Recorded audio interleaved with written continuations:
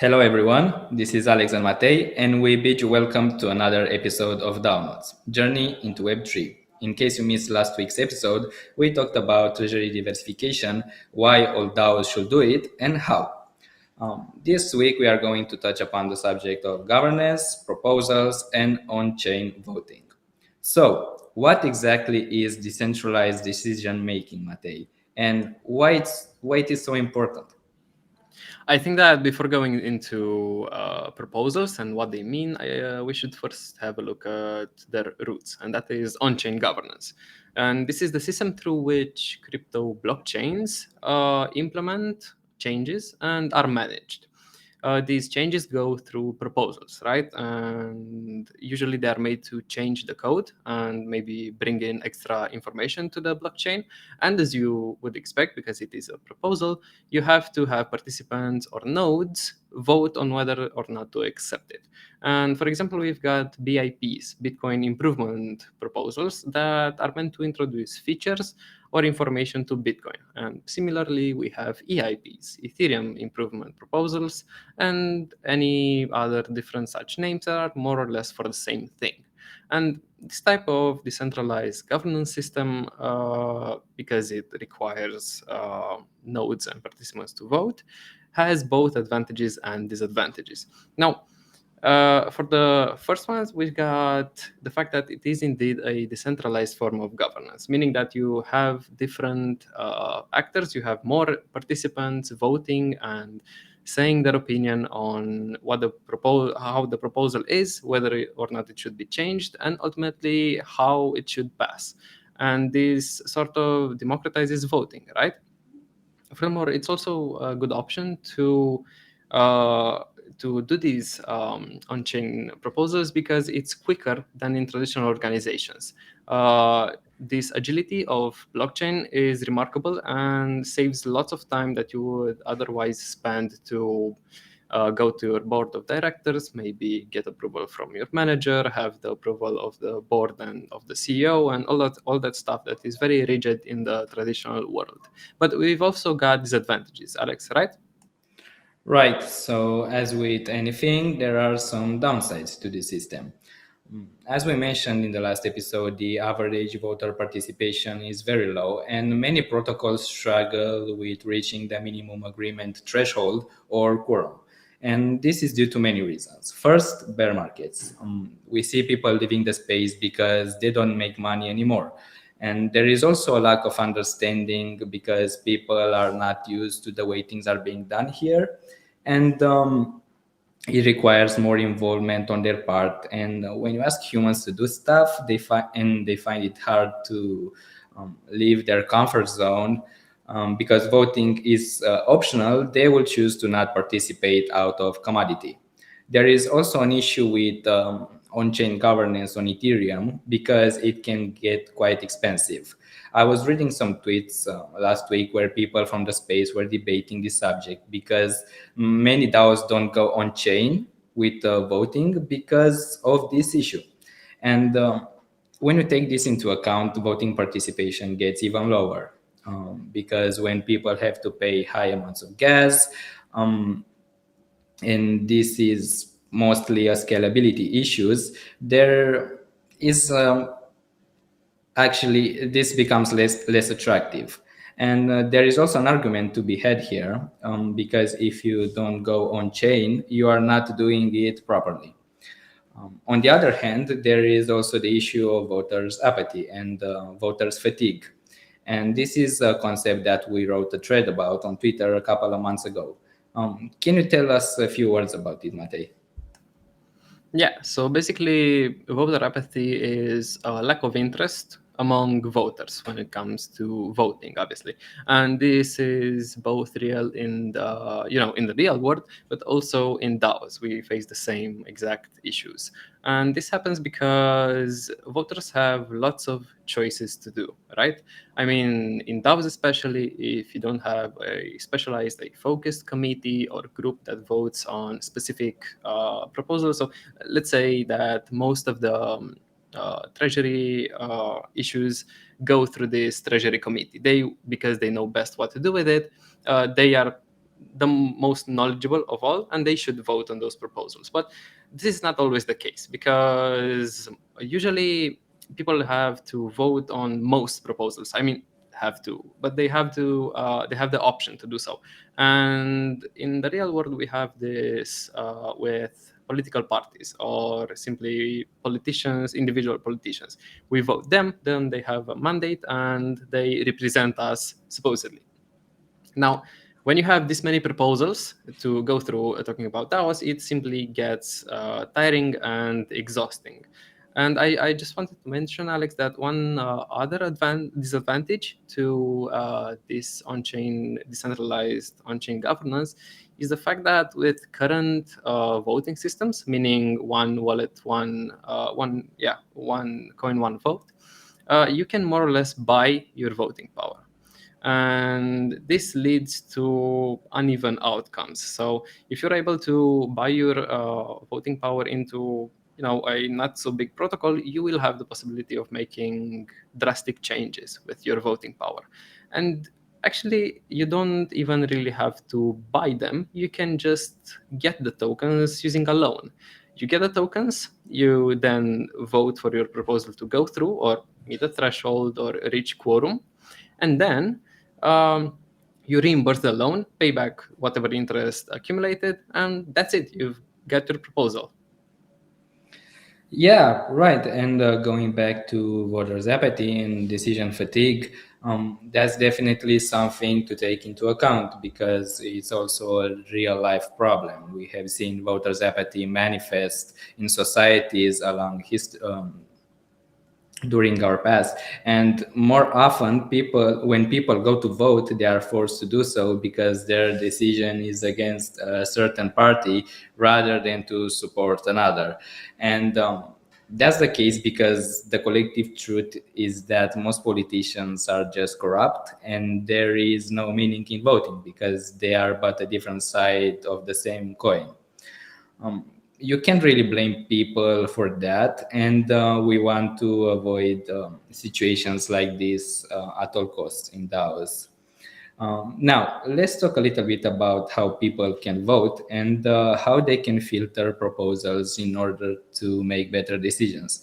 Because there can be some good and well structured proposals and just messy ones that instead of getting people to agree on a consensus, it makes them argue about it because they are unclear or whatever. Right. I think there are two sides to this. So first of all, we should look at how exactly we vote in DAOs. As of today, governance can be done by both tokens and NFTs. There are some DAOs that have chosen to simply separate the economical value and voting power from their token. So they will have an economical value token and a different, let's say, NFT that you can vote with. The NFT can be tradable on usual platforms like OpenSea, but they can also be soul bound or wallet bound, so not tradable. Now, we vote with our wallets and tokens, but this might change in the future because innovation never ceases to amaze. And there are multiple ways of voting and systems, but we're going to refer to the one coin, one vote because it's simpler this way. Now, when talking about proposals, as you said, Alex, there are structures for them. So it's easier for participants to follow when you're using a structure, and it's also easier for the work group and the team drafting the proposal because they know exactly what to include. So we've got both developer DAO and bankless DAO that have structures. Obviously, there are lots of more DAOs that have structures. We, for example, we have our own, and we're going to discuss on it. And just as disclosure, that the fact that we're going to discuss about it doesn't mean in any way that ours is better or someone else's is worse. But Alex, how does our structure look like? Right. So when we envisioned this, we kept the things that you mentioned in mind. So we designed it in the following way. A proposal should have a summary, which is a short description regarding the proposal. And this should be just a few sentences long and very clear. the motivation, which explains what the problem, opportunity, the proposal identifies and how it adds value to the DAO. The execution part, what are the steps detailed needed to achieve the proposal's goal, by who and how long it will take, the resources, what the people working on that are do need in terms of financing, support, etc. Success metrics and KPIs. How do we measure success and what are the targets we are trying to achieve? And the team background, which is about who's part of the team and what they are all about. Now, there is a proposal we really like from Gitcoin that basically ticks all the boxes. So, mind you, why don't we take a look at it and analyze it? Absolutely. So this proposal is obviously from Gitcoin, and it's about the treasury diversification process. And I know you know a lot more about it, but I really appreciated the fact that it's first of all written by Shreyas from Llama community. So, and it's also written about treasury diversification. So this is exactly his expertise, his area. So he did an absolutely excellent job at drafting this. I think he hasn't missed something. I really don't know how you can get better than this. Right, it's just cleans. It explains why it's important to diversify in the context. Then it explains what I like is that it explains such a complex subject, and he managed to put everything together in 5 bullet points that are basically easy to understand for everyone. I also like the execution part, the compensation, and the fact that he included some conclusions at the end. It just ticks all the boxes, and it's a good reference point for any proposal, in my opinion. Besides that, we also have a proposal that was structured by our friends at the onboarding team. And why don't you give us an overview on that? Because you also had an advisory position there and helped them structure this. Yeah, sure. I'm proud to be part of the onboarding team that we do here at Stakeborg DAO, and this is our first proposal, a soft proposal. We've used Agora as a forum to talk about, talked with our members about feedback they had, and the key thing about this, and the reason we did off-chain, is because, especially when talking about mission, vision, and values, it's really important to get as much input as possible. So you need more people to be aligned with what you're saying, because at the end of the day, what we want to do is represent Sigborda also outside, right? So if all of us are aligned with this, then yeah, that's nice. We can go through with it. And our proposals are structured as following. We'll also have some future proposals. Now we're at our second one. We'll have some more in the future about a learning path, onboarding bodies, and all that. So yeah, we're using this structure, I think, and we've received good feedback on this. It's easy to follow for people, and also for us, as I mentioned earlier, for drafting it, because we know what points we have to touch on. Right. It's just a good starting point, and well done, guys. We are really proud to have such smart and hardworking people around. Now, let's dive a little bit into some tweets and piece of news that we liked. So I think we can put that on screen as well. Absolutely. So these past few days, I've been reading this article that's written by Elliot Kuvat. It's about future of music in Web3. Also touches upon DAOs and social tokens. But this last part is what piqued my interest. It's about artists, music artists, and how their already existing community can be built around and form a DAO. I think it's really interesting because the keyword I would say is already existing. If you make, if you start a DAO without having a community, that's gonna be really hard for the members to stick, to find the values, to align their vision and mission. But when you do this, when you already have all these things figured out, you're going to have a much easier time doing that. And I think that, this is very, very nice for creators, because they finally have the opportunity to make use of their fan base, their honest fan base. And not only this, but using NFTs, as some of you might know, many artists have managed to sell and make lots more money than in their entire career by compared to music streaming on Spotify and other such platforms.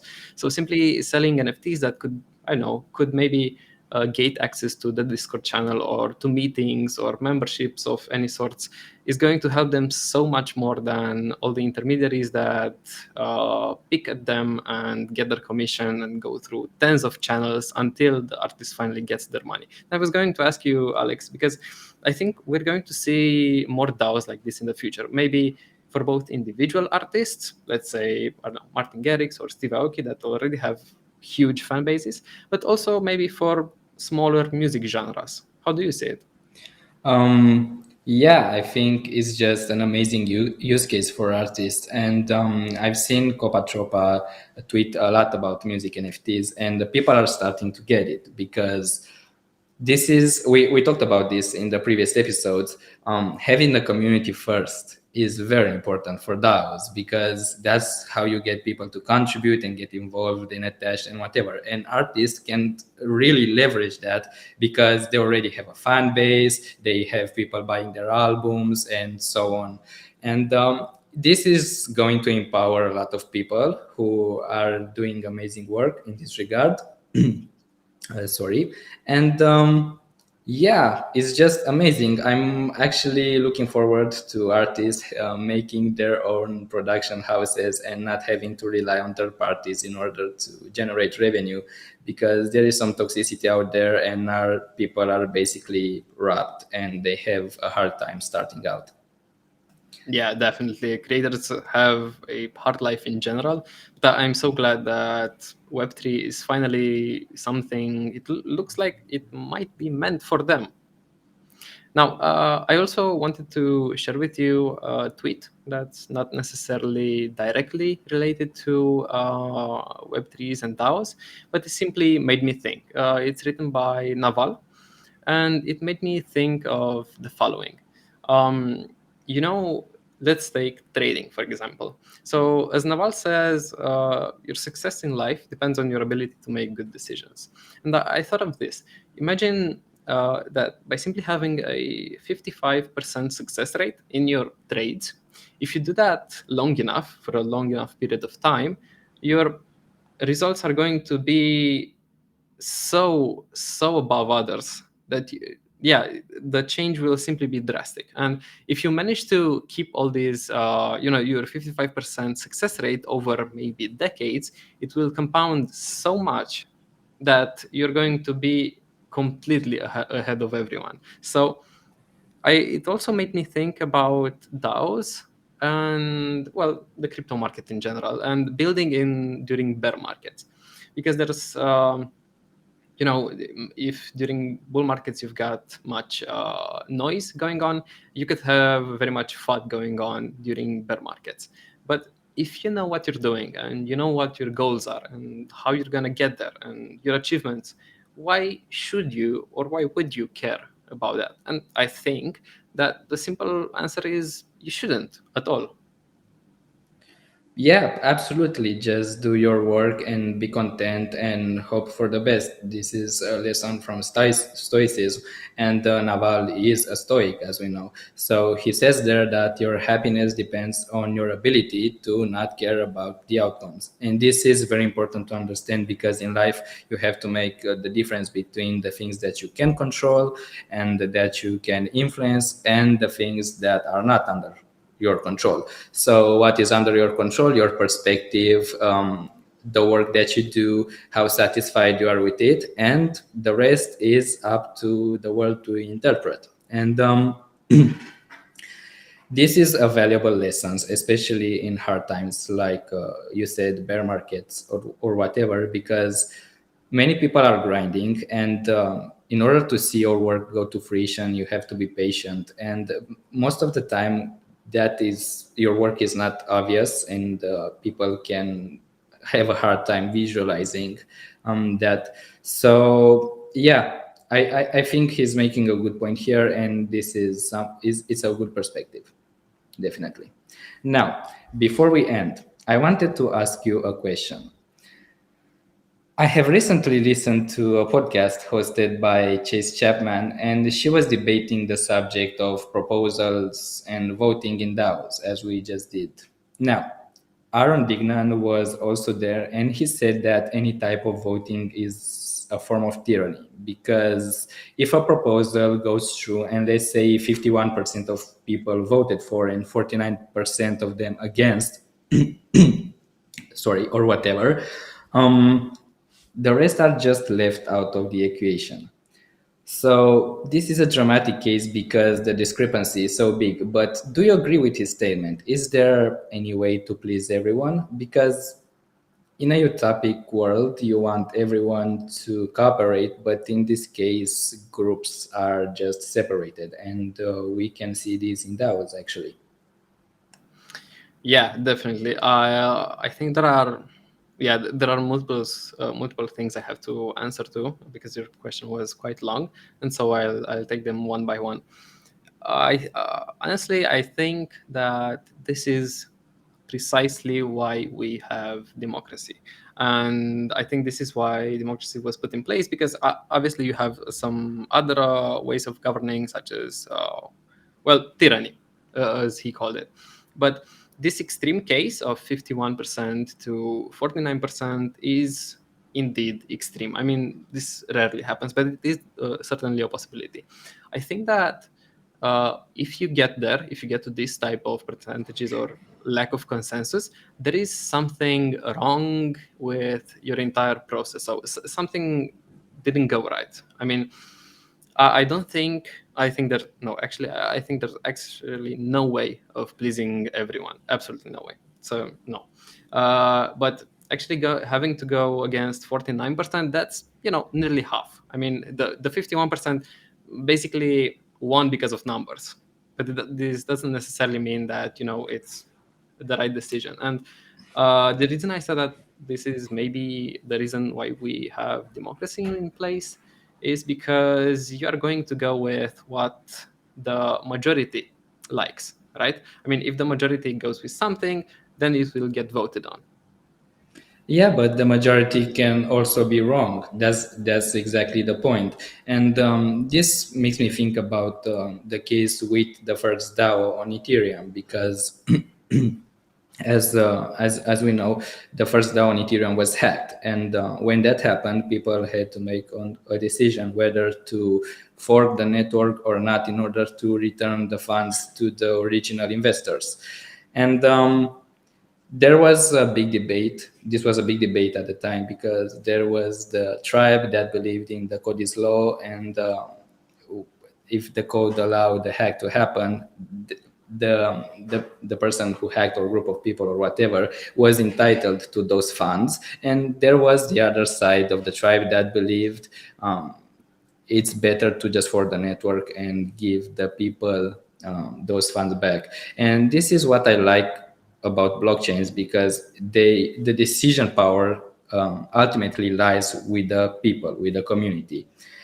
And this led to the creation and separation of the Ethereum that we use today and the Ethereum Classic. That's where the funds never return to the original investors. So we see this separation based on opinion, and the question is, who is right? Because sometimes life is just opinion and interpretation, and when you're trying to win an argument, the winner should be the truth. But who decides that? So that's a question we are going to leave you with, and we hope to find this episode interesting, and we're just going to see you in the next one. Until then, leave a like and don't forget to subscribe to our YouTube channel and follow us on Twitter. See ya.